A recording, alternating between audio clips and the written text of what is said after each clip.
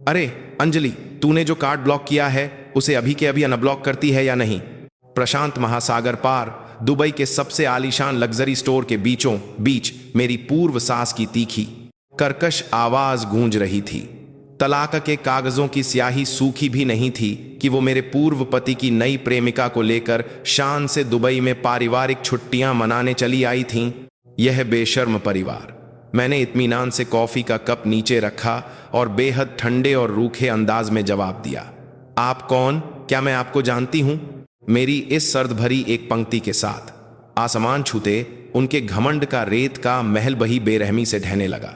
शुरू करने से पहले आपका मुफ्त में दिया गया एक सब्सक्राइब, लाइक और नोटिफिकेशन बेल का बटन हमारी इस गुलाबी जिंदगी को बहुत हिम्मत देता है। आप यह कहानी कहां से सुन रहे हैं हमें कमेंट में जरूर बताएं। तो चलिए अब कहानी शुरू करते हैं।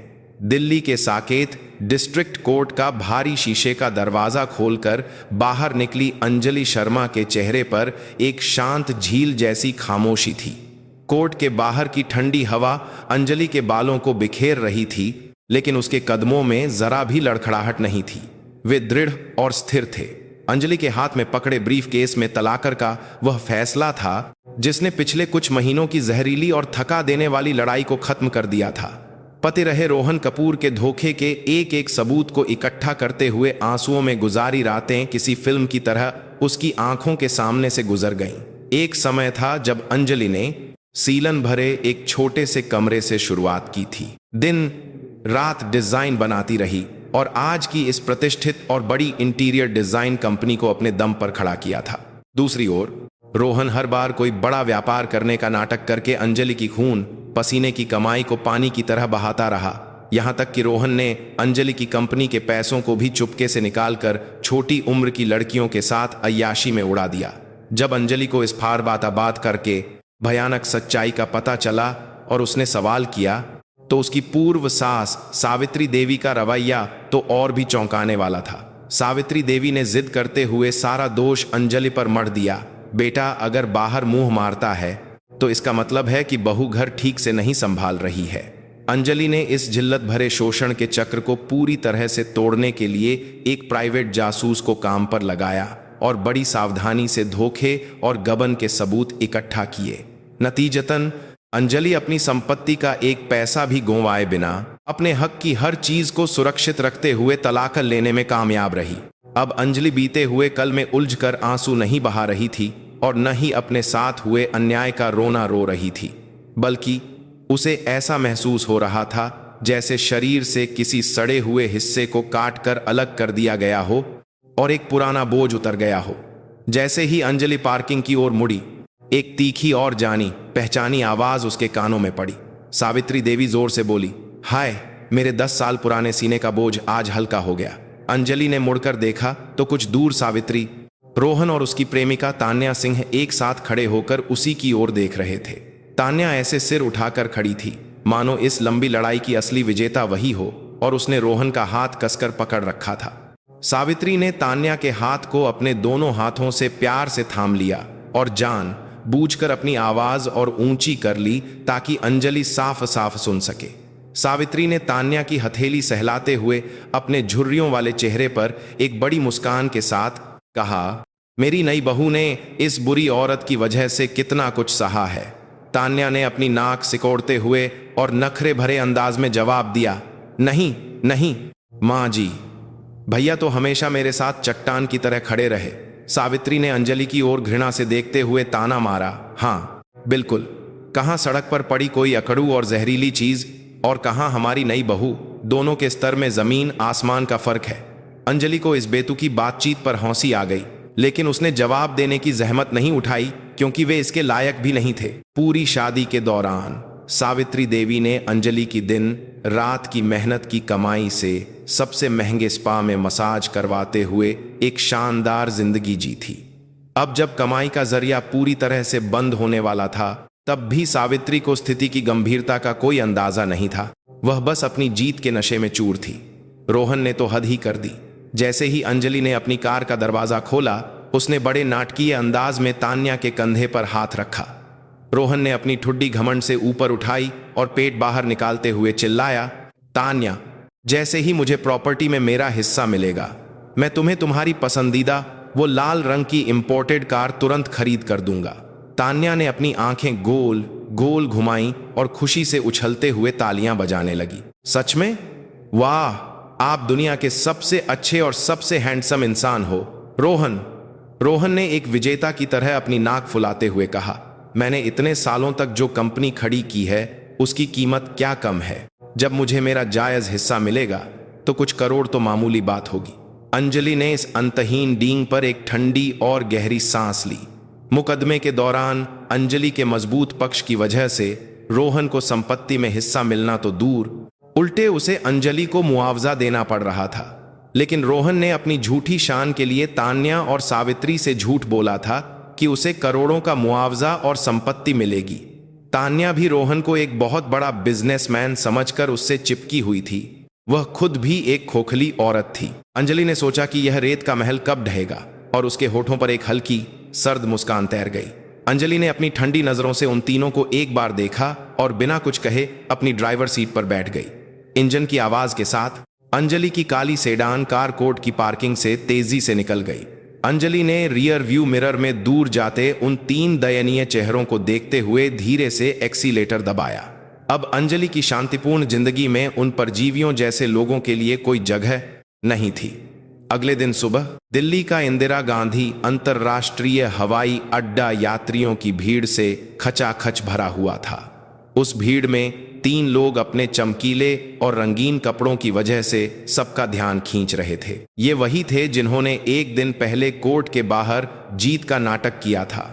सावित्री, रोहन और तान्या तीनों सिर से पांव तक बड़े बड़े ब्रांड लोगों वाले डिजाइनर कपड़ों में सजे थे और बड़े बड़े लग्जरी सूटकेस खींचते हुए एयरपोर्ट के बीचों बीच चल रहे थे।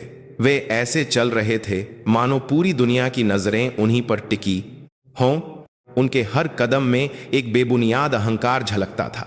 आज वे अंजलि से छुटकारा पाने का जश्न मनाने और एक नई शुरुआत के लिए दुबई की पारिवारिक यात्रा पर जा रहे थे। एयरलाइन के चेक इन काउंटर पर पहुंचकर सावित्री ने तीन पासपोर्ट कर्मचारी की ओर घमंड से फेंके।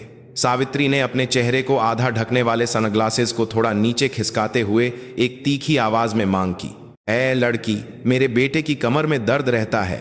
अगर कोई फर्स्ट क्लास सीट खाली है तो हम तीनों को तुरंत अपग्रेड कर दो।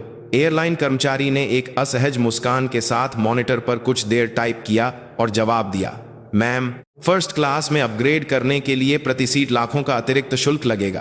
क्या आप तैयार हैं? सावित्री ने ऐसे हंसी उड़ाई जैसे उसे यह सुनकर मजाक लगा हो, और उसने अपना मगरमच्छ की खाल का पर्स खोला। अरे, क्या मैं तुम्हें पैसों की कमी वाली दिखती हूं? मैं अभी एक साथ पूरा पेमेंट करूंगी, तुम बस चुपचाप काम करो। सावित्री के हाथ में एक गहरे नीले रंग का unlimited VIP family credit card चमक रहा था। यह वही कार्ड था जो अंजलि ने सावित्री को एक आपातकालीन स्थिति के लिए दिया था, जब सावित्री को अपेंडिक्स का ऑपरेशन करवाना पड़ा था। लेकिन सावित्री ने अस्पताल से लौटते हुए उसी कार्ड से एक मॉल में जाकर लाखों का मिंक कोट खरीद लिया था। जब अंजलि ने उस खर्च के बारे में पूछा तो सावित्री ने उल्टा उसी पर चिल्लाते हुए कहा था, बहू अपनी सास की शान बढ़ा रही है तो इसमें तुम्हें क्या तकलीफ है? तलाक के कागजों पर हस्ताक्षर हुए अभी एक दिन भी नहीं हुआ था और सावित्री ने फिर बिना किसी शर्म के अपनी पूर्व बहू का कार्ड निकाल लिया था। तान्या को यह भी नहीं पता था कि कार्ड का असली मालिक कौन है। वह तो बस सावित्री की उदारता पर मोहित होकर रोहन के हाथ से चिपकी हुई थी। तान्या ने अपनी नाक सिकोड़ते हुए रोहन के सीने पर हल्के से थपथपाया। रोहन, माँ जी का दिल तो बहुत बड़ा है। मैंने फर्स्ट क्लास तो सिर्फ टीवी पर ही देखा है, आज पहली बार बैठूंगी। रोहन ने दिखावा करते हुए तान्या के सिर को प्यार से सहलाया और जोर से कहा, मेरी माँ हमारी नई शुरुआत के लिए थोड़ा दिल खोलकर खर्च कर रही हैं। दुबई में भी जो कुछ खरीदना हो सब खरीद लेना।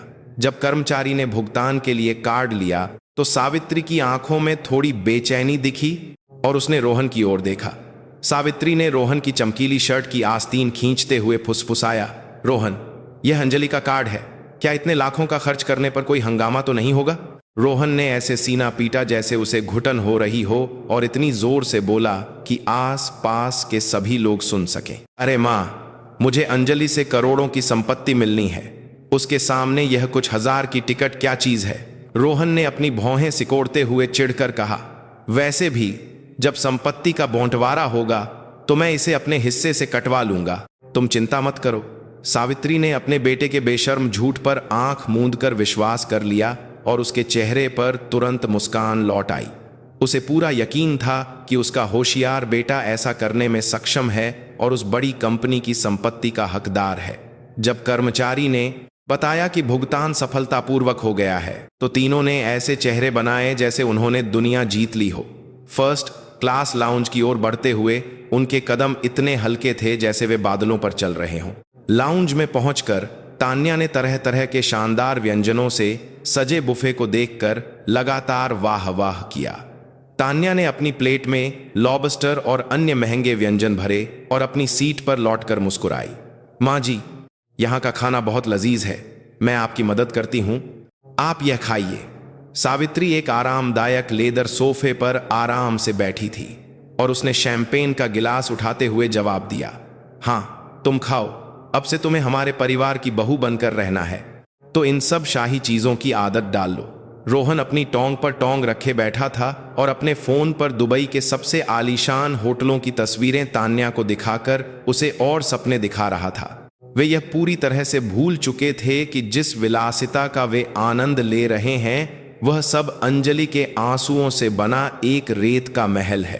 कुछ ही देर में बोर्डिंग की घोषणा हुई और तीनों विशेष रास्ते से सबसे पहले विमान में सवार हुए। फर्स्ट क्लास की चौड़ी और आरामदायक सीटों पर बैठकर उन्होंने खिड़की से दूर होते रनवे को देखते हुए जश्न मनाया। विलासिता और झूठी जीत के नशे में उन्होंने बर्बादी की एक उड़ान शुरू की थी और वे बहुत खुश थे।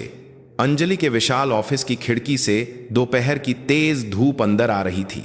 अंजलि एक गहरे ग्रे रंग के सूट में संगमरमर की मेज के सामने सीधी बैठी थी। मेज के बीचों बीच एक मोटी फाइल में रखी प्रॉपर्टी की बिक्री का अनुबंध रखा हुआ था। अंजलि के सामने मिस्टर गुप्ता बैठे थे जो एक रियल एस्टेट एजेंट थे और लंबे समय से अंजलि की कंपनी के साथ काम कर रहे थे।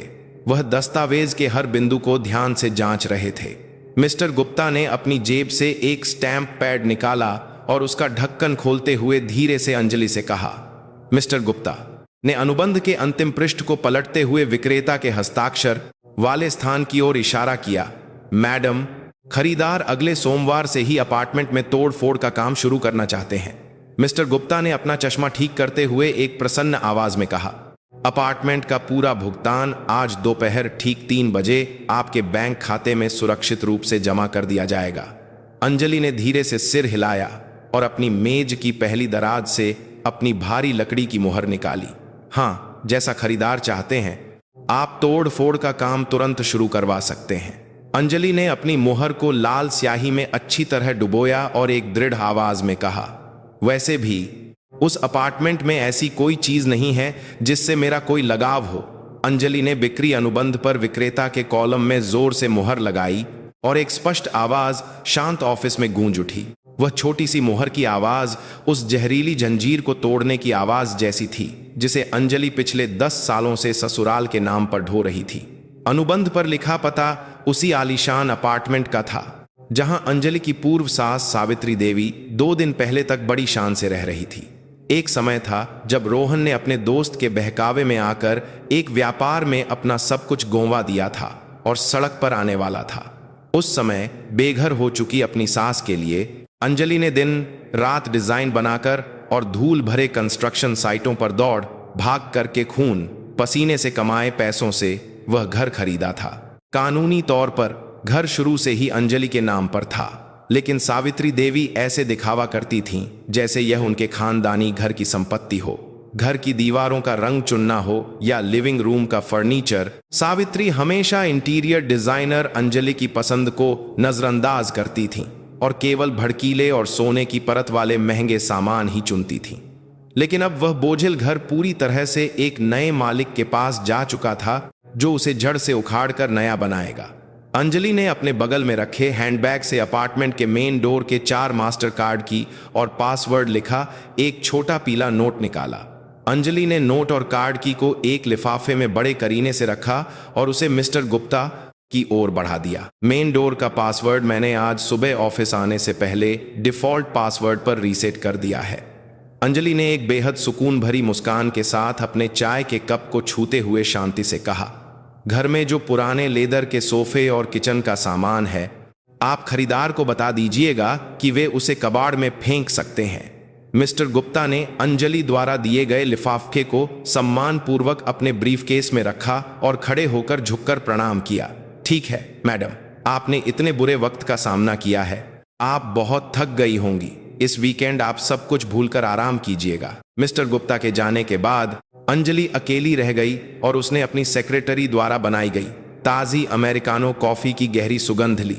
कॉफ़ी का कड़वा और पौष्टिक स्वाद अंजलि के पूरे शरीर की थकान को धीरे धीरे मिटा रहा था। अंजलि अपनी आरामदायक लेदर की कुर्सी पर आराम से बैठ गई और बड़ी खिड़की से बाहर दिख रहे नीले आसमान और व्यस्त लोगों को देखने लगी। अब अंजलि की शांतिपूर्ण जिंदगी को दीमक की तरह खाने वाले रोहन और सावित्री के भौतिक निशान कागजों पर पूरी तरह से मिटा दिए गए थे। जैसे ही अंजलि ने अपनी आंखें बंद करके पूरी आज़ादी और मीठे सुकून का आनंद लेने की कोशिश की, उसी शांत क्षण में मेज के कोने पर रखा उसका स्मार्टफोन चमक उठा और जोर से कंपन करने लगा। अंजलि ने अपनी आंखें खोलीं, कॉफी का कप नीचे रखा और फोन उठाकर स्क्रीन पर आए नोटिफिकेशन को देखा। स्क्रीन पर उसकी क्रेडिट कार्ड कंपनी से लगातार भेजे जा रहे विदेशी भुगतानों के संदेशों की एक लंबी सूची थी। Dubai Honolulu airport duty free shop पर यह 3.5 लाख का भुगतान। यह संदेश सबसे पहले अंजलि की नजरों में आया।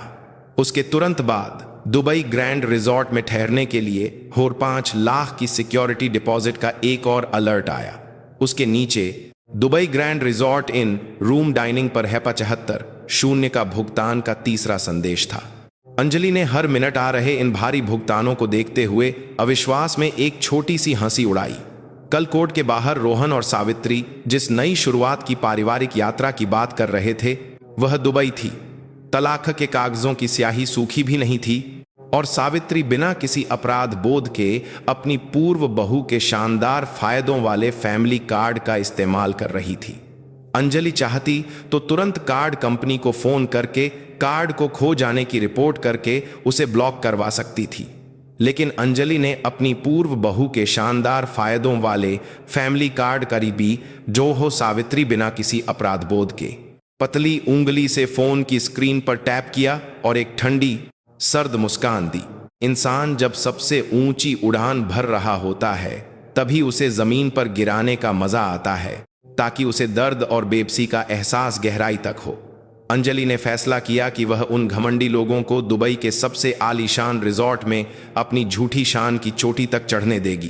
कल दोपहर जब वे दुबई के बीचों बीच सबसे महंगे और शानदार डिजाइनर बैग को उठाकर अपनी जीत के शिखर पर होंगे, ठीक उसी पल वह उस कार्ड का गला घोंट देगी। यह ज्यादा रोमांचक होगा। अंजलि ने अपने फोन के पेमेंट अलर्ट को साइलेंट मोड पर कर दिया और स्क्रीन को नीचे की ओर करके रख दिया, और फिर जैसे सड़क के किनारे पड़े एक छोटे से पत्थर को ठोकर मारकर कोई आगे बढ़ जाता है, वैसे ही वह अपने काम में लग गई। उसने एक नए कमर्शियल प्रोजेक्ट के इंटीरियर डिजाइन को मेज पर फैलाया और अपना पेन उठा लिया। उसी समय दुबई के साथ सितारा ग्रैंड रिजॉर्ट की लॉबी में दोपहर की तेज धूप चमक रही थी। ऊंची संगमरमर की छत से लटका एक विशाल क्रिस्टल झूमर बाहर की धूप को चारों ओर बिखेर रहा था।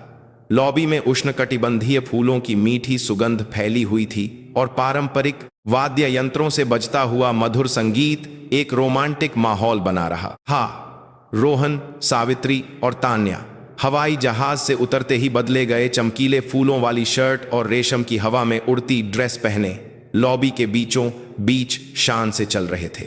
सावित्री ने अपने झुर्रियों वाले चेहरे को एक बड़े ब्रांडेड सनग्लास से ढका हुआ था और अपनी नुकीली एड्डी वाली सैंडल से संगमरमर के फर्श पर आवाज करती हुई चल रही थी। वह आसपास के विदेशी पर्यटकों का ध्यान खींचने का पूरा मजा ले रही थी। वह ऐसे सिर उठाकर चल रही थी मानो इस विशाल लग्जरी रिजॉर्ट की असली मालकिन वही हो। होटल के फ्रंट डेस्क पर एक सुनहरे बालों वाली कर्मचारी ने धारा प्रवाह अंग्रेजी में मुस्कुराते हुए सिक्योरिटी डिपॉजिट के लिए क्रेडिट कार्ड मांगा। रोहन को अंग्रेजी का एक शब्द भी समझ नहीं आया और वह घबराकर अपनी आंखें इधर उधर घुमाने लगा और जोर से खांसा। तान्या ने ऐसे दिखावा किया जैसे वह विदेश में पढ़ी हो और कुछ टूटे फूटे अंग्रेजी शब्दों के साथ नखरे करते हुए रोहन की कोहनी पर हल्के से धक्का दिया। रोहन, वह कह रही है कि रूम की सिक्योरिटी डिपॉजिट देनी होगी। माँ जी से जल्दी कार्ड मांगो। रोहन ने जल्दी से सिर हिलाया और पीछे खड़ी सावित्री की ओर हाथ फैलाकर जोर से कहा, माँ, अंजलि का कार्ड जल्दी दो, यहाँ पहले डिपॉजिट देना होगा, तभी कमरे की चाबी मिलेगी। सावित्री ने खुशी से गुनगुनाते हुए अपने लाल मगरमच्छ की खाल वाले पर्स से बिना किसी हिचकिचाहट के गहरे नीले रंग का प्लैटिनम फैमिली कार्ड निकालकर रोहन को दे दिया। रोहन ने वह कार्ड कर्मचारी को घमंड से थमा दिया और अपनी ठुड्डी ऊपर उठाकर कुछ अजीब इशारे किए। जैसे ही कर्मचारी ने कार्ड को मशीन में स्वाइप किया, लॉबी में एक सफल भुगतान की आवाज गूंजी और एक लंबी रसीद बाहर निकली। 5 लाख की भारी रकम सिक्योरिटी डिपॉजिट के रूप में तुरंत कट गई, लेकिन तीनों में से किसी के चेहरे पर चिंता या अपराध बोध का कोई निशान नहीं था। वे एक बहुत ही विनम्र होटल कर्मचारी के साथ होटल की सबसे ऊपरी मंजिल पर स्थित नीले समुद्र के सबसे खूबसूरत नज़ारे वाले रॉयल ओशन व्यू स्वीट में चले गए। जैसे ही भारी महोगनी की लकड़ी का दरवाज़ा खुला और स्वीट का भव्य और आलीशान इंटीरियर सामने आया, तान्या और सावित्री का मुंह हैरानी से खुला का खुला रह गया। लिविंग रूम की एक पूरी दीवार शीशे की थी, जिससे अनंत फैला हुआ नीला समुद्र और सफेद लहरें एक साथ नजर आ रही थीं। लिविंग रूम के बीच में सफेद लेदर का सोफा, संगमरमर की मेज और बेडरूम में विशाल किंग साइज बेड, सब कुछ विलासिता का प्रतीक था। तान्या ने अपनी महंगी सैंडल दरवाजे पर ही उतार फेंकी और मुलायम चौड़े बिस्तर पर कूदते हुए जोर से चीखी, वाह रोहन, ये तो किसी हॉलीवुड फिल्म के स्वर्ग जैसा है। मैं इतनी खुश हूं कि पागल हो जाऊंगी। तान्या सफेद चादरों वाले बिस्तर पर लौट-पोट होने लगी और लिविंग रूम में खड़े रोहन की ओर प्यार भरे इशारे करने लगी। रोहन ने अपना उभरा हुआ पेट बाहर निकाला, हाथ पीछे बांधे और खिड़की की ओर धीरे धीरे चलते हुए घमंड से जवाब दिया, तान्या, मेरी इतनी बड़ी हैसियत के सामने यह कमरा तो कुछ भी नहीं है। अगर तुम चाहो तो मैं यह पूरा होटल ही खरीद सकता हूं। सावित्री ने पहले ही अपने सूटकेस से एक रंगीन रेशम का स्कार्फ निकालकर अपने गले में डाल लिया था और कमरे के हर कोने को उत्सुकता से देख रही थी। सावित्री ने मेज पर स्वागत उपहार के रूप में रखे ताजे फलों की टोकरी और ठंडी शैंपेन को देखकर लगातार वाह वाह किया। सावित्री ने अपना नया फोन निकाला, कैमरा ऑन किया और बिस्तर पर लेटी तान्या को जोर से बुलाया, नई बहू, जल्दी यहां आओ। शैंपेन का गिलास पकड़कर मां के साथ एक अच्छी सी फोटो खिंचवाओ, मुझे भारत में अपनी सहेलियों को दिखाकर जलाना है। तान्या बिस्तर से दौड़कर आई और सावित्री के झुर्रियों वाले गाल से अपना गाल सटाकर और उंगलियों से वी वाइस का निशान बनाकर मुस्कुराई। सावित्री ने इतनी जोर से मुस्कुराया कि उसके चेहरे की मांसपेशियां दुखने लगीं और उसने दर्जनों तस्वीरें खींची। फिर तुरंत अपनी उस स्कूल की सहेली मिसेज वर्मा को वीडियो कॉल किया, जो अक्सर उसे नीचा दिखाती थी। फोन की स्क्रीन पर मिसेज वर्मा का हैरान चेहरा दिखाई दिया, जो एक ब्यूटी पार्लर में बैठी थी। सावित्री ने फोन को ऊपर उठाकर होटल के कमरे का शानदार नजारा हर कोने से दिखाया। सावित्री ने अपनी आवाज को बेहद शालीन बनाते हुए एक अमीर महिला की तरह दिखावा किया, अरे वर्मा, मैं अभी अपने होशियार बेटे और नई बहू के साथ दुबई में अपने वेकेशन होम में आई हूं। सावित्री ने पास खड़ी तान्या के पतले कंधे को प्यार से पकड़ा और मिसेज वर्मा को जलाने के लिए गर्व से कहा, मेरी नई बहू इतनी प्यारी और संस्कारी है कि क्या बताऊं, पहले वाली अकड़ू और जहरीली लड़की से तो इसकी कोई तुलना ही नहीं है। मिसेज वर्मा ने स्क्रीन पर ईर्ष्या से भरे चेहरे के साथ जबरदस्ती बधाई दी और फिर व्यस्त होने का बहाना बनाकर जल्दी से फोन काट दिया।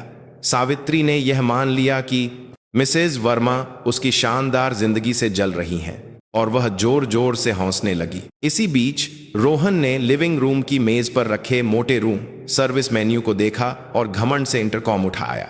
रोहन ने अपनी टूटी फूटी अंग्रेजी में मेन्यू की सबसे महंगी विंटेज शैंपेन की 2 बोतलें, चीज प्लेटर और सबसे महंगा स्टेक ऑर्डर कर दिया। वैसे भी बस रूम नंबर बताने से सारा बिल अंजलि के कार्ड पर अपने आप चला जाएगा, इसलिए उन्हें पैसों की कोई चिंता नहीं थी। कुछ ही देर में एक वेटर एक भारी चांदी की ट्रॉली पर शानदार डिनर लेकर आया। बर्फ में रखी सुनहरी शैंपेन पतले कांच के गिलासों में डाली गई और स्वादिष्ट स्टेक की खुशबू ने उनकी भूख को और बढ़ा दिया। तीनों आरामदायक सोफे पर बैठकर अपने शैंपेन के गिलास टकराए और अपनी शानदार जीत का जश्न मनाया।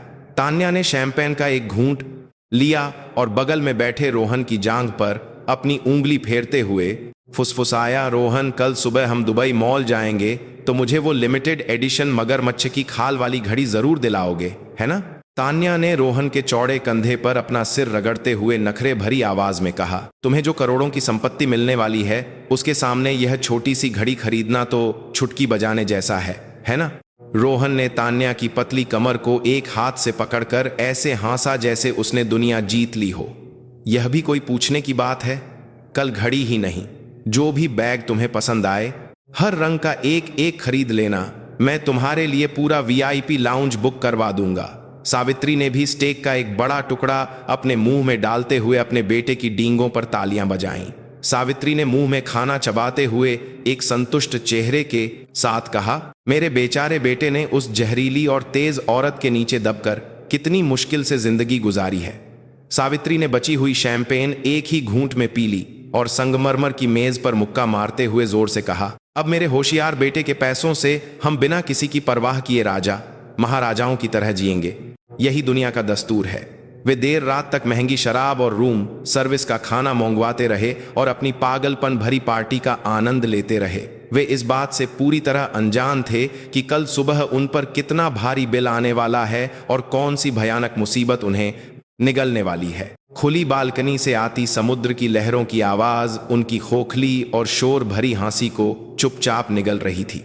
झूठ और दूसरों के पैसों पर खड़ी की गई दुबई की वह मीठी पहली रात धीरे धीरे ढल रही थी। कल दोपहर एक शानदार लग्जरी स्टोर के बीचों बीच उन तीनों के दिलों को दहला देने वाली बर्बादी की उल्टी गिनती पहले ही शुरू हो चुकी थी, लेकिन किसी को इसका जरा भी अंदाजा नहीं था।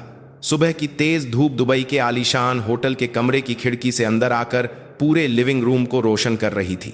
रोहन कपूर, सावित्री देवी और तान्या सिंह दोपहर तक बिस्तर से नहीं उठे। पिछली रात देर तक महंगी शराब पीने की वजह से तीनों के चेहरे सूजे हुए थे, लेकिन सावित्री ने आंख खुलते ही लिविंग रूम में जाकर मेज पर रखी रेस्टोरेंट की मेन्यू बुक उठाई। सावित्री ने मेन्यू की सबसे महंगी डिशेज पर उंगली रखते हुए अपनी होने वाली बहू तान्या को जोर से आवाज दी। सावित्री ने अपने झुर्रियों वाले हाथ से मेन्यू बुक पर थपथपाते हुए एक बड़ी मुस्कान के साथ कहा, नई बहू, जल्दी आओ, नाश्ता करते हैं। मैं तुम्हारे लिए सबसे महंगी और स्वादिष्ट चीजें मंगवाती हूं, इतनी कि मेज टूट जाए। तान्या ने एक पतला सा गाउन पहना और बेडरूम से बाहर निकलते हुए नखरे भरी आवाज में जवाब दिया, माँ जी, मैं सुबह ज्यादा नहीं खाती वरना मेरे सुंदर कपड़े फिट नहीं आएंगे, मैं बस थोड़े से फल खाऊंगी। रोहन ने एक बड़ी जम्हाई ली और लड़खड़ाते हुए लिविंग रूम की कुर्सी पर धड़ाम से बैठ गया। माँ, मैंने कल रात बहुत ज्यादा पी ली थी, मेरा पेट खराब लग रहा है, क्या यहाँ कुछ तीखा और मसालेदार सूप जैसा नहीं मिलेगा? सावित्री ने रोहन की पीठ पर हल्के से थप्पड़ मारा और उसे डांटते हुए कहा, अरे गोंवार कहीं के, इतने आलीशान होटल में आकर कौन मसालेदार सूप मांगता है? सावित्री ने घमंड से अपनी ठुड्डी ऊपर उठाई और कमरे में रखे इंटरकॉम को उठाते हुए जोर से कहा, मैं खुद सबसे बढ़िया वेस्टर्न नाश्ता ऑर्डर करती हूँ, तुम दोनों बस तैयार हो जाओ। सावित्री ने कल की तरह ही होटल के कर्मचारी को फोन किया और टूटे फूटे इशारों के साथ ढेर सारा नाश्ता ऑर्डर कर दिया। बेशक उसे पूरा यकीन था कि यह भारी भरकम बिल भी अंजलि के क्रेडिट कार्ड से ही चुकाया जाएगा, इसीलिए वह इतनी बेफिक्र थी। कुछ ही देर में एक वेटर एक बड़ी ट्रॉली पर ताजे फल, ताजी पकी ब्रेड और बेहतरीन मीट डिशेज लेकर कमरे में आया। तीनों नीले समुद्र के नजारे वाली गोल मेज पर ऐसे बैठे जैसे वे कोई शाही परिवार हों। तान्या ने एक लाल फल को कांटे से उठाकर अपने मुंह में डाला। वह आज के विशाल शॉपिंग मॉल के दौरे को लेकर बहुत उत्साहित थी। तान्या ने चमकती आंखों से रोहन का हाथ हिलाते हुए जल्दी करने के लिए कहा, रोहन, हम नाश्ते के बाद सीधे शॉपिंग मॉल जाएंगे, है ना? मैंने कल से ही एक बैग पर नजर रखी हुई है, मेरा दिल अभी से धड़क रहा है। रोहन ने मुंह में मुलायम ब्रेड चबाते हुए घमंड से सिर हिलाया और जवाब दिया, चिंता मत करो, आज तुम जिस चीज पर भी उंगली रखोगी मैं वह सब खरीद दूंगा, बस दोनों हाथ भरकर लौटने की तैयारी कर लो। सावित्री ने भी मीट का एक बड़ा टुकड़ा निगलते हुए अपने बेटे की डींगों पर सहमति जताई और जोर जोर से हंसी। हाँ, मेरा होशियार बेटा जब करोड़ों कमाएगा तो यह कुछ बैग क्या चीज है। मैं भी आज अपने लिए एक चमकता हुआ हार चुनूंगी। तीनों अपनी आने वाली भयानक सच्चाई से अनजान एक दूसरे की झूठी इच्छाओं को बढ़ावा देते हुए संतुष्ट से नाश्ता खत्म कर चुके थे। रंगीन कपड़े और चौड़ी टोपी पहनकर वे होटल की लॉबी में आए और पहले से इंतजार कर रही एक काली लग्जरी कार में बैठ गए। कार ठंडी समुद्री हवा को चीरती हुई दुबई के सबसे बड़े और प्रसिद्ध शॉपिंग मॉल के दरवाजे पर पहुंची। दुनिया के सबसे बड़े ब्रांड्स के स्टोर्स की चमचमाती खिड़कियां इतनी शानदार थीं कि तीनों की आंखें चौंधिया गईं।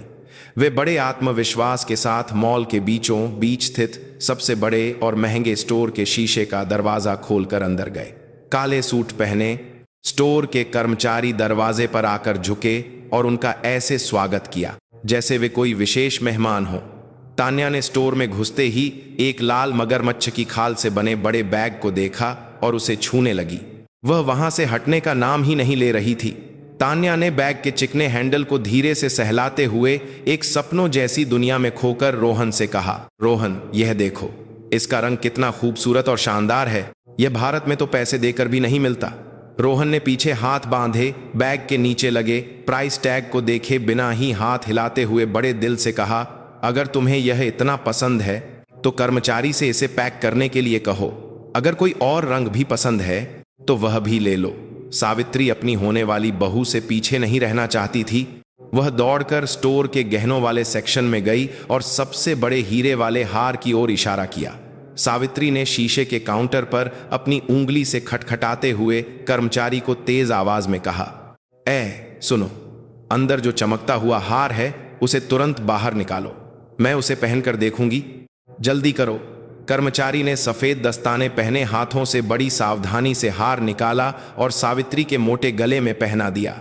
आईने में अपना शानदार रूप देखकर सावित्री ने संतुष्टि से सिर हिलाया और जोर से हंसी। यह तो मेरे दिल को भा गया। इसे भी उस लड़की के बैग के साथ बिलिंग काउंटर पर ले जाओ। कुछ ही मिनटों में लाखों के सामान चुनने के बाद तीनों शान से बिलिंग काउंटर पर खड़े हो गए। स्टोर के मैनेजर ने एक बहुत ही विनम्र मुस्कान के साथ एक लंबी रसीद उन्हें दिखाई जिस पर कुल बिल लिखा हुआ था। यह एक ऐसी रकम थी जिसे आम लोग अपनी पूरी जिंदगी में नहीं देख पाते, लेकिन रोहन और सावित्री ने जरा भी चिंता नहीं दिखाई। सावित्री ने अपने पुराने लाल पर्स से वही गहरा नीला क्रेडिट कार्ड निकाला जिस पर उसे पूरा भरोसा था और मैनेजर को थमा दिया। लो, इस कार्ड से एक ही बार में पूरा पेमेंट कर दो, इसमें बहुत पैसे हैं। मैनेजर ने दोनों हाथों से सम्मानपूर्वक कार्ड लिया और उसे मशीन में स्वाइप किया। सफल भुगतान की आवाज का इंतजार कर रहे तीनों के कानों में अचानक मशीन से एक तीखी बीप की आवाज आई। मैनेजर थोड़ा घबरा गया। उसने मशीन की स्क्रीन को ध्यान से देखा और फिर से धीरे धीरे कार्ड स्वाइप किया, लेकिन इस बार भी भुगतान अस्वीकृत होने की लाल बत्ती जली और एक अप्रिय चेतावनी की आवाज खाली स्टोर में गूंज उठी। मैनेजर ने एक बहुत ही असहज और शर्मिंदा चेहरे के साथ सावित्री को कार्ड वापस लौटा दिया। मैनेजर ने थोड़ा झुककर बहुत ही विनम्रता से स्थिति को समझाया, मैम, मुझे खेद है, लेकिन मशीन बता रही है कि यह कार्ड पूरी तरह से ब्लॉक कर दिया गया है। सावित्री ने अपनी आंखें गोल गोल घुमाई और अपनी भौहें सिकोड़ते हुए चिल्लाई, क्या कार्ड नहीं चल रहा? यह एक अनलिमिटेड फैमिली कार्ड है, ऐसा हो ही नहीं सकता। तुम्हारी मशीन जरूर खराब है। मैनेजर ने घबराई हुई सावित्री को शांत करने की कोशिश करते हुए विनम्रता से जवाब दिया, मशीन में कोई खराबी नहीं है मैम, शायद कार्ड के मालिक ने इसे खो जाने की रिपोर्ट की है या भुगतान को रोक दिया है। उसी पल तान्या के गोरे चेहरे से मुस्कान गायब हो गई और वह पत्थर की तरह सख्त हो गई। तान्या ने शक भरी नजरों से बगल में खड़े रोहन को घूरते हुए एक तीखी आवाज में पूछा, रोहन, यह सब क्या हो रहा है? कर्मचारी क्यों कह रहा है कि कार्ड नहीं चल रहा? रोहन के माथे पर आए पसीने को उसने अपनी शर्ट की आस्तीन से पोंछा और घबराहट में हकलाने लगा। वो विदेश में अचानक एक बड़ी रकम का इस्तेमाल करने पर बैंक ने सुरक्षा के लिए शायद इसे अस्थायी रूप से ब्लॉक कर दिया होगा। सावित्री को यह देखकर बहुत शर्मिंदगी महसूस हुई कि दूसरे ग्राहक उन्हें अजीब नजरों से देख रहे हैं। उसका चेहरा गुस्से से लाल पीला हो गया। कुछ ही पल पहले तक जिस सम्मान का वह आनंद ले रही थी, वह पल भर में मिट्टी में मिल गया था। सावित्री ने गुस्से में अपने बैग से फोन निकाला और कांपते हाथों से अंजलि का नंबर डायल किया। फोन की घंटी बजती रही और सावित्री गुस्से में अपने पैर पटक रही थी। जैसे ही फोन उठा, सावित्री यह भूल गई कि वह एक स्टोर में है और उसने अपनी पूरी ताकत से चिल्लाना शुरू कर दिया। सावित्री ने इतनी जोर से चिल्लाया कि पूरा स्टोर गूंज उठा। अरे अंजलि, तूने जो कार्ड ब्लॉक किया है उसे अभी अनब्लॉक करती है या नहीं? तूने जानबूझकर ऐसा किया है ना? फोन के दूसरी तरफ कुछ देर तक सिर्फ कागज पर पेन चलने की आवाज आती रही और फिर एक गहरी खामोशी छा गई। उसी समय भारत में अंजलि अपने शांत ऑफिस में बैठी थी। उसने अपना फोन स्पीकर पर रखा हुआ था और एक सुकून भरी मुस्कान के साथ सुन रही थी। अंजलि ने दस्तावेज पर अपना हस्ताक्षर पूरा किया और फिर एक बेहद ठंडी और रूखी आवाज में धीरे से बोली। अंजलि ने बिना किसी भावना के बर्फ जैसी ठंडी आवाज में बस इतना कहा, आप कौन? क्या मैं आपको जानती हूं? सावित्री इतनी हैरान थी कि उसकी सांस अटक गई और उसने फिर से चिल्लाया, क्या? तुम्हारी हिम्मत कैसे हुई मुझसे ऐसे बात करने की? मेरे बेटे के पैसों पर मेरा हक है। तुम कौन होती हो कार्ड ब्लॉक करने वाली? लेकिन सावित्री की बात पूरी होने से पहले ही फोन टूट की आवाज के साथ कट गया। सावित्री ने अविश्वास में फोन की काली स्क्रीन को घूरा और फिर से कॉल करने की कोशिश की, लेकिन इस बार सिर्फ एक मशीनी आवाज सुनाई दी। जिस नंबर पर आप संपर्क करना चाहते हैं वह या तो बंद है या पहुंच से बाहर है। सावित्री गुस्से पर काबू नहीं रख पाई और उसने अपना फोन जमीन पर पटकने के लिए हवा में हाथ घुमाया। स्टोर के मैनेजर ने देखा कि उनके पास भुगतान करने के लिए पैसे नहीं हैं और वे सिर्फ हंगामा कर रहे हैं। उसने अपनी मुस्कान हटाई और सख्ती से दरवाजे की ओर इशारा किया। मैनेजर ने अपनी ठंडी नजरों से उन तीनों को देखते हुए एक सख्त आवाज में कहा, अगर आपके पास भुगतान का कोई और तरीका नहीं है तो कृपया हमारे दूसरे मूल्यवान ग्राहकों को परेशान न करें और चुपचाप बाहर चले जाएं। केवल 10 मिनट पहले जो लोग दुनिया के बादशाह बने घूम रहे थे, अब उन्हें चोरों की तरह स्टोर से बाहर निकाल दिया गया। तेज धूप में मॉल के बाहर सड़क पर फेंके जाने के बाद वे एक दूसरे को नफरत भरी नजरों से देखने लगे। तान्या ने अब तक दबाए हुए अपने सारे गुस्से और निराशा को एक साथ बाहर निकाला और अपना बैग जमीन पर पटक दिया। अब उसके चेहरे पर न तो कोई नखरा था, न कोई प्यारी मुस्कान।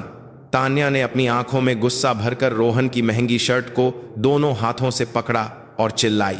तान्या ने रोहन के चेहरे पर थूकते हुए गुस्से से कहा, रोहन, मुझे अभी सच बताओ, तुम जिस करोड़ों की कंपनी और संपत्ति की बात करते थे वह कहाँ है?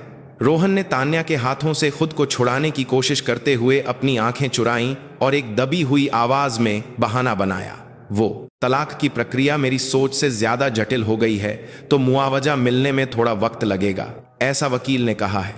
तान्या ने अविश्वास में एक जोरदार हौंसी उड़ाई और रोहन को दोनों हाथों से धक्का देकर दूर कर दिया।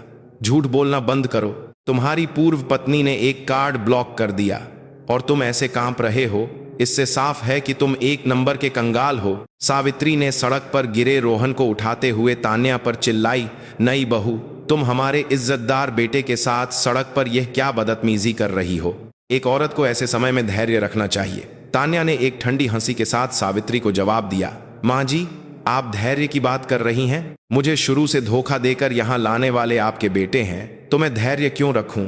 तान्या के तीखे सवालों के सामने रोहन को समझ आ गया कि अब बचने का कोई रास्ता नहीं है और वह सड़क पर ही बैठ गया।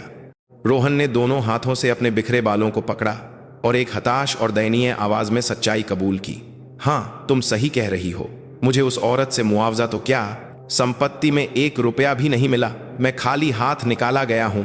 अपने बेटे के मुंह से यह सुनकर सावित्री की आंखें खुली रह गईं और उसने अपना सिर पकड़ लिया। उसे विश्वास नहीं हो रहा था कि उसका होशियार और काबिल बेटा अपनी सारी संपत्ति घोंवाकर एक दिन में कंगाल हो गया है। तान्या ने जमीन पर बैठे रोहन के दयनीय और हारे हुए रूप को कुछ देर तक घृणा से देखा। उसे यह जानकर गहरा सदमा लगा कि जिस मजबूत पेड़ का वह सहारा ले रही थी वह अंदर से खोखला और सड़ा हुआ था। तान्या ने रोहन के पैरों पर अपना महंगा चश्मा फेंकते हुए बर्फ जैसी ठंडी आवाज में अपने आखिरी शब्द कहे, आज से हम दोनों का रिश्ता खत्म, दोबारा अपनी शक्ल मत दिखाना, तुम गंदे परजीवी इंसान। तान्या ने गिरे हुए रोहन को देखे बिना ही सड़क पर एक टैक्सी रोकी और उसमें बैठकर चली गई। रोहन ने दूर जाती टैक्सी की ओर बेबसी से हाथ बढ़ाया, लेकिन अब बहुत देर हो चुकी थी। सावित्री सड़क पर बैठकर अपने सीने को पीट पीट कर जोर जोर से रोने लगी। रोहन एक खाली और बेजान नजरों से दुबई के साफ आसमान को देखता रहा और बस अपना पसीना पोंछता रहा। एक अनजान देश में, जहां की भाषा भी उन्हें नहीं आती थी, अब उनके पास आज रात सोने के लिए भी कोई जगह नहीं थी। यह एहसास कि उनकी जेब में एक बोतल पानी खरीदने के भी पैसे नहीं हैं, उन दोनों की सांसें रोक रहा था। झूठ और दिखावे पर बना उनका घमंड का रेत का महल अंजलि की एक ठंडी फोन कॉल से पल भर में ढह गया था। तान्या के बेरहमी से चले जाने के बाद रोहन और सावित्री उस अनजान सड़क पर अकेले रह गए। दोपहर की तेज धूप उनके सिर पर पड़ रही थी, लेकिन उनकी पीठ पर ठंडे पसीने की एक धार बह रही थी। कुछ ही पल पहले जो शानदार सड़क उन्हें जन्नत लग रही थी, अब वह एक डरावनी जगह बन चुकी थी। दोनों ने भारी कदमों से अपने आलीशान होटल की ओर चलना शुरू किया। आमतौर पर वे एक ठंडी एसी वाली टैक्सी लेते, लेकिन अब उनकी जेब में एक बोतल पानी खरीदने के भी पैसे नहीं थे। दम घोंटने वाली गर्मी में काफी देर तक चलने के बाद वे आखिरकार होटल के विशाल शीशे के दरवाजे पर पहुंचे। ठंडी हवा वाले लॉबी में घुसते ही सावित्री की हिम्मत जवाब दे गई और वह दीवार के सहारे हाँफने लगी। दोनों जल्दी से लिफ्ट में चढ़कर अपने कमरे वाले फ्लोर पर पहुंचे। कमरे के दरवाजे पर पहुंचकर रोहन ने अपनी जेब से चौकोर कार्ड की निकाली और उसे दरवाजे के लॉक पर लगाया, लेकिन सुबह की तरह दरवाजा खुलने की बजाय एक लाल बत्ती जली और एक तीखी चेतावनी की आवाज कॉरिडोर में गूंज उठी। रोहन ने दरवाजे का हैंडल जोर से हिलाते हुए चिढ़कर कहा, यह क्या बकवास है? यह दरवाजा अचानक क्यों नहीं खुल रहा? सावित्री ने घबराकर कहा। रोहन, शायद मशीन खराब हो गई है, जल्दी नीचे जाकर किसी कर्मचारी से दरवाजा खोलने के लिए कहो। दोनों फिर से लिफ्ट से नीचे लॉबी में गए और गुस्से से भरे चेहरे के साथ रिसेप्शन की ओर बढ़े। सावित्री ने ऊपर की ओर इशारा करते हुए एक कर्मचारी पर चिल्लाया। सावित्री ने रिसेप्शन के ऊपर कर्मे संगमरमर काउंटर पर हाथ पटकते हुए कहा, सुनो, हमारे कमरे का दरवाजा नहीं खुल रहा है। तुम लोग कैसी सर्विस देते हो कि मेहमानों को बाहर इंतजार करना पड़ रहा है? रिसेप्शन के पीछे से एक विदेशी मैनेजर आया और उनकी ओर देखकर कुछ अंग्रेजी में बोलने लगा। रोहन घबरा गया। तभी एक भारतीय कर्मचारी वहां आया और मैनेजर की बात का अनुवाद करने लगा। कर्मचारी ने अपने हाथ में पकड़े कागजों पर उंगली फेरते हुए एक ठंडी और पेशेवर आवाज में कहा, सर, आपने जो क्रेडिट कार्ड रजिस्टर करवाया था वह पूरी तरह से बंद हो गया है और आपके कल से अब तक के खाने और कमरे का भारी बिल चुकाया नहीं गया है। कर्मचारी ने अपना चश्मा ठीक करते हुए एक दृढ़ आवाज में कहा, अगर आप तुरंत नकद में पूरा भुगतान नहीं करते हैं तो आपको यह होटल अभी छोड़ना होगा। सावित्री चिल्ला पड़ी और कर्मचारी का हाथ पकड़कर बोली, यह क्या बकवास है? मेरी बहू के कार्ड की कोई लिमिट नहीं है, तुम हमें ऐसे कैसे निकाल सकते हो? रोहन का चेहरा भी गुस्से से लाल हो गया और उसने कर्मचारी की ओर मुक्का दिखाते हुए धमकी दी, तुम जानते नहीं हो मैं कौन हूं? मैं कल तक सारा कैश लाकर दे दूंगा, तुम बस दरवाजा खोलो। लेकिन कर्मचारी ने रोहन की खोखली धमकी पर ध्यान नहीं दिया और दरवाजे की ओर इशारा किया।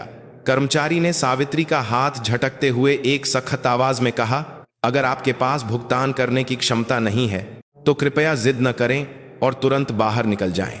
आपका सामान हम पैक करके बाहर भिजवा देंगे। कर्मचारी की बात खत्म होते ही दो हट्टे कट्टे सिक्योरिटी गार्ड आए और रोहन और सावित्री के हाथ पकड़ लिए। सावित्री ने चिल्लाते हुए खुद को छुड़ाने की कोशिश की, लेकिन गार्ड की पकड़ बहुत मजबूत थी। कुछ ही देर में दूसरे कर्मचारी ऊपर से उनके सारे महंगे कपड़े और सामान एक बड़े सूटकेस में भरकर नीचे ले आए। गार्ड ने लॉबी में मौजूद सैकड़ों लोगों की हंसी और तिरस्कार भरी नजरों के बीच उन दोनों को उनके सामान के साथ होटल से बाहर फेंक दिया। बाहर ठंडे फर्श पर गिरने के बाद सावित्री शर्म से अपना सिर नहीं उठा पाई। कुछ ही पल पहले जो वे राजा महाराजाओं की तरह जी रहे थे, वह सब एक पल में खत्म हो गया था और अब वे सड़क पर आ गए थे। रोहन ने जमीन पर बिखरे सूटकेस उठाते हुए हताशा में अपने होंठ चबाए। अपनी जिंदगी में कभी ऐसी जिल्लत न झेलने वाले मां बेटे इस सच्चाई को स्वीकार नहीं कर पा रहे थे। सावित्री ने कांपते हाथों से अपने बैग से फोन निकाला और भारत में अपने छोटे हाथारा भाई को फोन किया। काफी देर बाद उसके भाई की नींद भरी आवाज सुनाई दी। सावित्री ने अपनी सारी इज्जत ताक पर रखकर रोते हुए अपने भाई से भीख मांगी। सावित्री ने सिसकते हुए कहा, भाई, मुझे बचा लो। मैं विदेश में फंस गई हूं और मेरे पास पैसे खत्म हो गए हैं। मैं सड़क पर आ गई हूं। सावित्री ने आस पास देखकर अपनी आवाज धीमी की और विनती की, परिवार में किसी को मत बताना। बस मुझे भारत लौटने के लिए टिकट के पैसे भेज दो। फोन के दूसरी तरफ उसके भाई ने एक गहरी सांस ली और बर्फ जैसी ठंडी आवाज में जवाब दिया, दीदी, हमें सब पता है कि भतीजे ने अंजलि भाभी को कितना परेशान किया और दूसरी औरत के लिए उन्हें तलाक दे दिया। उसके भाई ने डांटते हुए कहा, अंजलि भाभी ने हमारे परिवार के लिए कितना कुछ किया और आपने उस जैसी अच्छी बहू को घर से निकाल दिया। अब किस मुंह से मुझसे पैसे मांग रही हैं? सावित्री अपने भाई की इस प्रतिक्रिया से हैरान रह गई और गुस्से में चिल्लाई, ये क्या कह रहे हो? सब उस जहरीली औरत की गलती थी, इसीलिए रोहन ने उसे तलाक दिया। उसके भाई ने एक छोटी सी हंसी के साथ सखत्ती से कहा, दीदी, आप अभी भी सच्चाई नहीं समझ रही हैं। अब दोबारा मुझे फोन मत कीजिएगा। फोन कट गया और सावित्री टूटे हुए फोन को पकड़कर जोर जोर से रोने लगी।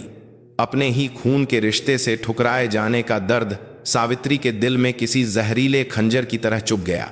रोहन ने भी अपने दोस्तों को दर्जनों मैसेज भेजकर पैसे मांगे, लेकिन उसे सिर्फ नजरअंदाजी और ब्लॉक का सामना करना पड़ा। सूरज डूब चुका था और दुबई की सड़कों पर रंगीन बत्तियां जलने लगी थीं। दिन की गर्मी जा चुकी थी और एक अनजान देश की ठंडी हवा उनके पतले कपड़ों को भेदकर हड्डियों तक पहुंच रही थी। बेघर माँ बेटे अपने भारी सूटकेस खींचते हुए एक सुनसान पार्क की बेंच पर सिकुड़कर बैठ गए। दूर से आते संगीत और लोगों की हंसी की आवाजें उनकी दयनीय हालत को और भी बदतर बना रही थीं। सावित्री ने अपने सूटकेस से एक पतला सा कपड़ा निकालकर ओढ़ा और ठंडी बेंच पर सिकुड़कर लेट गई। भूख, ठंड और अनजान लोगों का डर उन दोनों को पूरी रात सोने नहीं दे रहा था। अगली सुबह हुई, लेकिन उनकी हताश स्थिति में कोई सुधार नहीं हुआ। एक दिन से ज्यादा हो गया था और उन्होंने पानी की एक बूंद भी नहीं पी थी। उनके पेट से भूख की आवाजें आ रही थीं। रोहन थकान और भूख से बेहाल था। उसके बाल बिखरे हुए थे और आंखें धमसी हुई थीं। वह एक पागल की तरह सड़कों पर भटक रहा था। सड़कों पर चलते हुए रेस्टोरेंट से आती स्वादिष्ट खाने की खुशबू उन्हें बार बार रोक देती थी, लेकिन वे बस शीशे के पार खुशी से खाना खाते लोगों को देखकर अपनी सूखी लार निगल सकते थे। लोग उनके गंदे कपड़ों और बड़े सूटकेस को देखकर घृणा से दूर हट जाते थे। समय बीतने के साथ रोहन और सावित्री के कदम धीमे हो गए और उनके होंठ सूख कर सफेद हो गए। ऐसे ही 2 दिन नर्क की तरह बीत गए। चक्कर खाकर सड़क पर भटकते हुए सावित्री की नजर एक पुरानी और तंग गली पर पड़ी। उस गली के कोने में एक टूटे हुए बोर्ड पर हिंदी में घर का खाना लिखा हुआ था। रेस्टोरेंट से आती दाल तड़के की खुशबू ने सावित्री की आंखों में एक चमक ला दी। सावित्री जैसे किसी रेगिस्तान में प्यासे को नखलिस्तान मिल गया हो, अपनी बची हुई ताकत से रेस्टोरेंट का दरवाजा खोलकर अंदर भागी। अंदर एक मोटा सा मालिक एप्रन पहने गुनगुनाते हुए मेज साफ कर रहा था। सावित्री जमीन पर गिर पड़ी और मालिक के पैर पकड़कर रोने लगी। मालिक, हम माँ बेटे पर रहम करो। हमने 3 दिन से पानी तक नहीं पिया है। हम भूख से मर जाएंगे। रोहन ने भी अपनी बची खुची इज्जत को ताक पर रखकर जमीन पर घुटने टेक दिए और अपना सिर झुका लिया। मालिक, बचा हुआ खाना ही दे दो, बस कुछ खाने को दे दो। मालिक हैरान रह गया। उसने अपने हाथ से कपड़ा नीचे रखा और उन दोनों की दयनीय हालत को दया भरी नजरों से देखा। मालिक ने एक गहरी सांस ली और उन दोनों की पीठ थपथपाते हुए धीरे से कहा। मालिक ने अपनी भौहें सिकोड़ते हुए पूछा, अरे तुम लोग तो भारतीय लगते हो, यहां आकर तुम्हारी यह हालत कैसे हो गई? सावित्री ने जमीन पर मुंह छिपाकर रोते हुए एक झूठी कहानी सुनाई। हमें एक धोखेबाज ने लूट लिया, हमारे पैसे और पर्स सब ले गया। बस एक वक्त का खाना दे दो, हम आपका एहसान जिंदगी भर नहीं भूलेंगे, कोई भी काम कर देंगे। मालिक ने कुछ देर सोचा और फिर एक गंभीर चेहरे के साथ एक प्रस्ताव रखा। मेरे किचन में काम करने वालों की कमी है। अगर तुम 1 हफ्ते तक बिना कोई सवाल किए चुपचाप काम करो तो मैं तुम्हें भारत जाने की सबसे सस्ती फ्लाइट की टिकट खरीद दूंगा। मालिक के यह शब्द किसी डूबते हुए इंसान के लिए फेंकी गई रस्सी से भी ज्यादा कीमती थे। दोनों ने वहीं जमीन पर अपना सिर पटक पटक कर आंसुओं से भरे चेहरे के साथ हजारों बार शुक्रिया अदा किया। उसी दोपहर से उन दोनों की असली भयानक मजदूरी उस रेस्टोरेंट के अंधेरे किचन में शुरू हो गई। सावित्री जिसने अपनी पूरी जिंदगी में कभी गंदे पानी को हाथ नहीं लगाया था और हमेशा अपनी बहू अंजलि के हाथ का बना खाना खाया था, अब उसे एक गर्म और घुटन भरे किचन के कोने में बैठकर तेल से चिपचिपे बर्तनों का ढेर धोना पड़ रहा था। लगातार आते बर्तनों को धोते धोते सावित्री की कमर और घुटने टूटने लगे थे। खुरदुरे स्क्रबर से भारी और जले हुए तवे को रगड़ते रगड़ते सावित्री के मुलायम हाथ कुछ ही दिनों में सूज गए और उनकी चमड़ी छिल गई। जब भी उसके हाथों पर पानी लगता, घाव में जलन होती और उसकी आंखों में आंसू आ जाते, लेकिन किचन के हेड शेफ के गुस्से के डर से वह रो भी नहीं पाती थी। हेड शेफ पीछे खड़े होकर सावित्री को डांटता, आंटी, बर्तनों में अभी भी तेल लगा हुआ है, अगर पैसे चाहिए तो ध्यान से काम करो और जोर लगाकर रगड़ो। सावित्री ने अपने होंठ भींच लिए। माफ कीजिए कहकर सिर झुकाया और अपने सूजे हुए हाथों से फिर से तवे को पागलों की तरह रगड़ने लगी। उसे याद आया कि कैसे वह अपनी बहू अंजलि पर दाल में नमक कम है कहकर खाने की थाली फेंक देती थी और उसका दिल दर्द से भर गया। रोहन की हालत तो अपनी मां से भी ज्यादा भयानक थी। रोहन, जो हमेशा महंगे और इस्त्री किए हुए सूट पहनकर बॉस की तरह घूमता था और कर्मचारियों पर चिल्लाता था, अब उसे बदबूदार कूड़े के भारी डिब्बों को दिन में दर्जनों बार उठाकर रेस्टोरेंट के पीछे की गली में फेंकना पड़ता था। मक्खियों से भरे कूड़ेदान को उठाते हुए रोहन का पैर पसीने से फिसल गया और वह गंदी जमीन पर धड़ाम से गिर गया। डिब्बे के अंदर का खट्टा और घिनौना कचरा रोहन के सिर से पांव तक फैल गया। उल्टी आने वाली बदबू से रोहन का दम घुटने लगा और वह जमीन पर बैठकर उबकाई लेने लगा। पीछे की गली में सिगरेट पी रहे एक दूसरे कर्मचारी ने यह देखा और आकर रोहन के पैर पर लात मारते हुए चिढ़कर कहा, अबे, शरीर इतना बड़ा है और कोई काम ढंग से नहीं कर सकता, यहां यह सब गंदा कर दिया है, अब इसे साफ कौन करेगा। रोहन ने जमीन पर बिखरे गंदे कचरे को अपने नंगे हाथों से उठाते हुए जिल्लत और शर्मिंदगी के आंसू बहाए। उसे याद आया कि कैसे वह अंजलि की कंपनी में आराम से बैठकर उसके कार्ड से लाखों की शराब पीता था। उसे आज गहराई से एहसास हो रहा था कि वह कितना नाकारा और बेकार इंसान है। रात में दोनों एक तंग और बदबूदार स्टोर रूम में गत्ते बिछाकर सोते थे और अपने दुखते हुए शरीर को मलते हुए पछतावे के आंसू पीते थे। सावित्री को अब एहसास हो रहा था कि अंजलि हर महीने जो पैसे देती थी वह कितनी मेहनत की कमाई थी। उन्हें यह समझ आ गया था कि जिस शांतिपूर्ण और शानदार जिंदगी को वे अपना हक समझते थे, वह सब सिर्फ अंजलि के त्याग और काबिलियत पर बनी थी। लेकिन अब चाहे वे कितना भी पछताएं, उनकी बिखर चुकी जिंदगी वापस पहले जैसी नहीं हो सकती थी। एक हफ्ते का लंबा समय उन दोनों के लिए 10 साल से भी ज्यादा दर्दनाक और घुटन भरा था। हर गुजरते दिन के साथ दोनों के चेहरे बीमारों की तरह धंस गए थे। आखिरकार एक हफ्ते के बाद रेस्टोरेंट के मालिक ने उन दोनों को बुलाया। मालिक ने अपनी एप्रन की जेब से 2 कागज के टुकड़े निकाले और उन्हें पुरानी मेज पर रख दिया। मालिक ने सिर हिलाते हुए एक शांत आवाज में कहा, तुम दोनों ने बहुत मेहनत की। ये आज रात भारत जाने वाली सबसे सस्ती कार्गो फ्लाइट के पास वाली सीट की टिकट है। सावित्री ने अपने छिले हुए हाथों से कांपते हुए वह कागज लिया और अपना सिर मेज पर रखकर जोर जोर से रोने लगी। भले ही यह एक ऐसी सीट थी जो ठीक से झुकती भी नहीं थी, लेकिन उनके लिए यह इस नर्क से बाहर निकलने का एकमात्र रास्ता था। रोहन और सावित्री अपने बदबूदार पुराने कपड़ों में टूटे हुए पहिए वाले सूटकेस को खींचते हुए एयरपोर्ट की ओर बढ़े। सिर्फ एक हफ्ते पहले वे दुनिया के सबसे शानदार कपड़े पहनकर फर्स्ट क्लास में बैठे मुस्कुरा रहे थे, लेकिन अब उनका वह रूप कहीं नहीं था। एक हारे हुए इंसान की तरह कंधे झुकाए वे चेक इन काउंटर पर खड़े थे और लोगों की नजरों से बचने के लिए अपना सिर नीचे किए हुए थे। अपने लालच और बेशर्म झूठ की सबसे कड़वी और दर्दनाक कीमत चुकाने के बाद वे आखिरकार अपनी मातृभूमि लौट रहे थे। उन्होंने उस सस्ती फ्लाइट की पिछली सीट पर खुद को सिकोड़ लिया और दुबई के रात के आसमान को नफरत से देखा, जहां वे कभी वापस नहीं आना चाहते थे। दिल्ली के इंदिरा गांधी अंतर्राष्ट्रीय हवाई अड्डे का आगमन दरवाजा खुला और 2 राख जैसे चेहरों वाले लोग लड़खड़ाते हुए बाहर निकले। एक हफ्ते पहले यही रोहन कपूर और सावित्री देवी सिर से पांव तक महंगे ब्रांड्स में सजे, आसमान छूते घमंड के साथ यहां से निकले थे, लेकिन अब उनकी हालत सड़क पर रहने वाले किसी भिखारी से भी बदतर थी। दुबई के गर्म और चिपचिपे किचन में एक हफ्ते तक पहने हुए उनके गर्मियों के पतले कपड़े पसीने और तेल से काले पड़ चुके थे। उनके बाल कई दिनों से न धोने की वजह से कड़े हो गए थे और उनके चेहरे पर धूल और थकान की परतें जमी हुई थीं।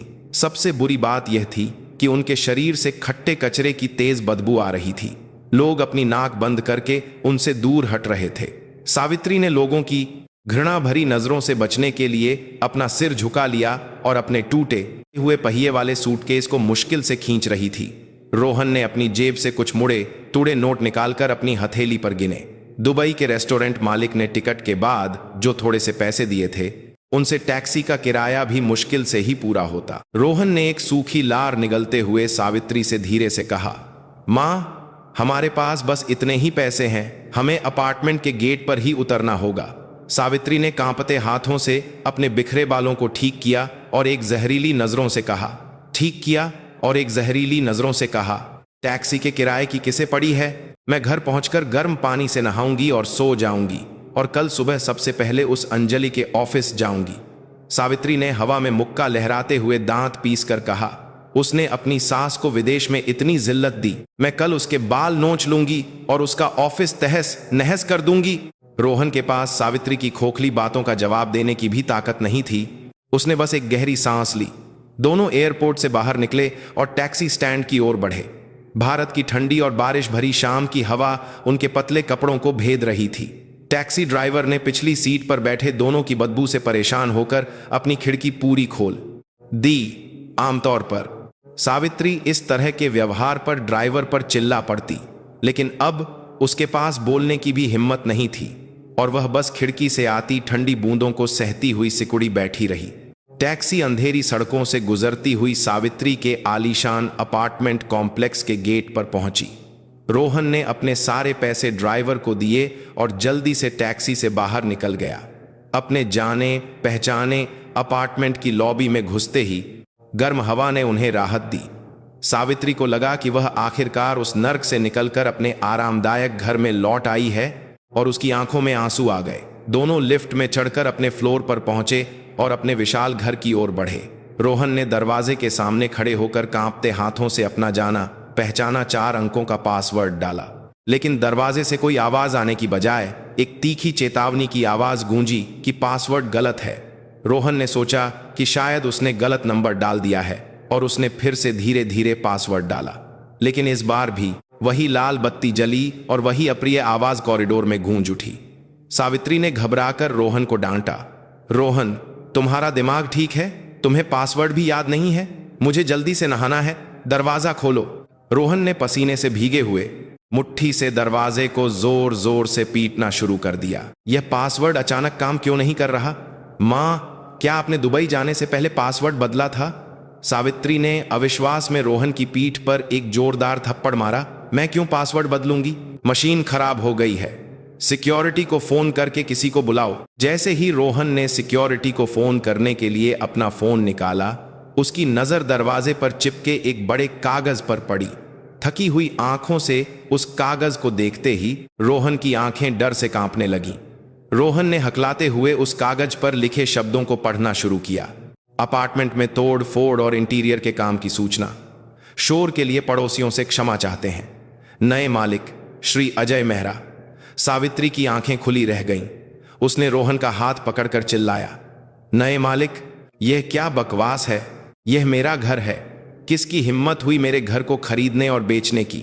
सावित्री ने एक पागल की तरह दरवाजे पर लगे नोटिस को फाड़ दिया और जमीन पर पैर पटकने लगी। यह नहीं हो सकता। उस जहरीली अंजलि ने अपनी सास के घर को चुपके से बेच दिया। रोहन को अब समझ आया कि तलाक के दिन अंजलि के चेहरे पर वह ठंडी और सुकून भरी मुस्कान क्यों थी। अंजलि ने तलाक के तुरंत बाद अपने नाम पर इस अपार्टमेंट को बड़ी सफाई से बेच दिया था। दुबई में कार्ड ब्लॉक करना तो सिर्फ शुरुआत थी। अंजलि ने उनके लौटने के आखिरी ठिकाने को भी झड़ से उखाड़ दिया था। रोहन के पैरों में जान नहीं बची और वह वहीं जमीन पर बैठ गया, जबकि सावित्री इस सच्चाई को मानने से इनकार कर रही थी। सावित्री ने बगल की खिड़की को खोला और दरवाजे के पास की एक छोटी सी खिड़की से अंदर झांका। अंदर का अंधेरा और बिखरा हुआ नजारा देखते ही सावित्री ने एक जानवर की तरह भयानक चीख मारी। सावित्री के पसंदीदा सोने के फर्नीचर और महंगे सोफे का कोई नामो निशान नहीं था। महंगे सिल्क वॉलपेपर फाड़ दिए गए थे और सीमेंट की ठंडी ग्रे दीवारें दिख रही थीं। जमीन का संगमरमर भी उखाड़ दिया गया था और घर किसी बमबारी के बाद के खंडहर जैसा लग रहा था। यह देखकर कि उसकी पूरी जिंदगी और शान शौकत की जगह पूरी तरह से खत्म हो चुकी है, सावित्री खिड़की पकड़कर जोर जोर से रोने लगी। सावित्री ठंडे कॉरिडोर के फर्श पर गिर गई और अपने हाथों से सीमेंट के फर्श को तब तक पीटती रही जब तक कि खून न निकल आया। हाय मेरा घर, मेरी पूरी जिंदगी की कमाई, उस चुड़ैल ने सब छीन लिया। सावित्री के मुंह से निकलती भयानक बद्दुआएं और रोने की आवाज शांत अपार्टमेंट में गूंज रही थी। रोहन भी अपना सूटकेस पकड़कर दीवार से सिर टिकाए जानवरों की तरह रो रहा था। उसे आज एहसास हो रहा था कि वह अंजलि पर कितना निर्भर था और उसके बिना उसकी जिंदगी कितनी दयनीय है। उसके झूठ और दिखावे की वजह से तान्या भी उसे छोड़कर चली गई थी और अब वह अपनी बूढ़ी मां के साथ सड़क पर था। उनके शोर से परेशान होकर बगल के दरवाजे से एक अधेड़ उम्र का आदमी बाहर निकला। उसने उन दोनों के गंदे कपड़ों और बदबू से अपनी नाक सिकोड़ ली और गुस्से में कहा, भाई साहब, आंटी जी, इतनी रात को किसी दूसरे के घर के सामने यह क्या हंगामा मचा रखा है। उस आदमी ने अपना फोन दिखाते हुए सख्त आवाज में चेतावनी दी, अगर तुम लोग यहां से चुपचाप नहीं गए तो मैं अभी पुलिस को बुला लूंगा। पुलिस का नाम सुनते ही रोहन डर गया और जमीन पर रो रही सावित्री को जबरदस्ती उठाया। रोहन उस आदमी से बार बार माफी मांगने लगा। रोहन ने रोते हुए सावित्री से फुसफुसाया, मां, होश में आओ, अगर पुलिस आ गई तो हम हवालात में होंगे, चलो यहां से। सावित्री के पैरों में खड़े होने की भी हिम्मत नहीं थी और वह रोहन के हाथों घिसटती हुई लिफ्ट की ओर बढ़ी। बंद होते लिफ्ट के दरवाजे से अपने घर का दरवाजा हमेशा के लिए दूर होता देख सावित्री ने अपना सीना पीटा। दोनों फिर से ठंडी और बारिश भरी सड़क पर आ गए।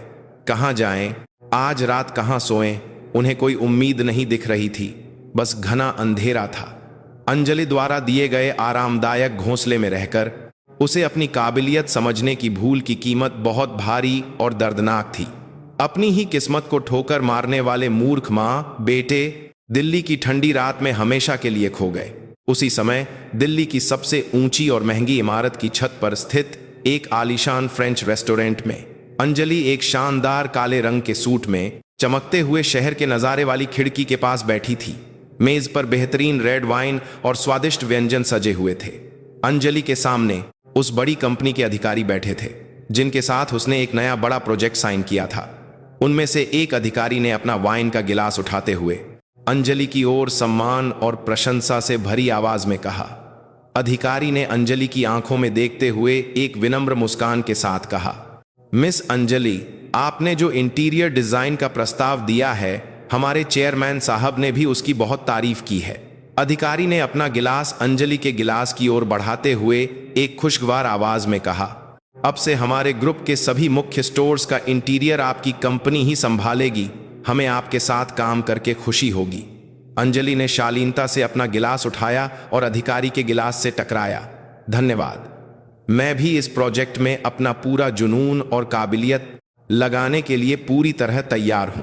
अंजलि ने ठंडी वाइन का एक घूंट लिया और उसके मीठे और गहरे स्वाद का आनंद लिया। अंजलि की नजरें चौड़ी खिड़की से बाहर फैले दिल्ली शहर की चमचमाती रोशनियों पर टिकी थीं। पति के धोखे और सास के अत्याचारों के बीच आंसुओं में गुजारी रातें अब पूरी तरह से खत्म हो चुकी थीं।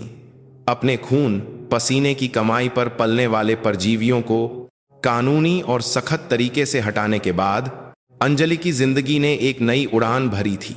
अब वह किसी की पत्नी या बहू बनकर त्याग करने वाली जिंदगी नहीं, बल्कि अपने नाम अंजलि शर्मा से चमकने वाली असली जिंदगी जी रही थी। अंजलि ने एक पल के लिए रोहन और सावित्री के बारे में सोचा, जो शायद इस वक्त ठंडी सड़क पर अपनी खोई हुई किस्मत पर पछता रहे होंगे, लेकिन उनके लिए उसके दिल में न तो कोई दया थी न ही कोई अफसोस। अंजलि ने कुर्सी पर आराम से बैठकर रात के आसमान में चमकते खूबसूरत तारों को देखते हुए एक उज्जवल और शानदार मुस्कान दी।